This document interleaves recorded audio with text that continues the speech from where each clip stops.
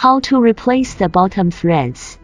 First of all, we can see that there is a small tail above the bottom line. Pull the small tail 90 degrees out, with the thread end facing up, which is very important. This is correct. If the thread head is facing downwards, it is installed backwards, and it is a mistake. The outgoing line inside the machine is like this. This is our shuttle case, with a gap on it, installed inside the lock case.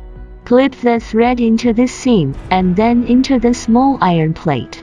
Wrap it around the small tail twice to feel the tightness of the bottom thread. The thread should come out smoothly with a little force.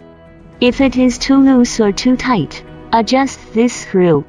Start the installation now, with the small tail facing the right and the notch facing upwards, and install it horizontally. It is important to hear a sound from the car. If it doesn't make a sound, it means it's not installed properly, and if it's not installed properly,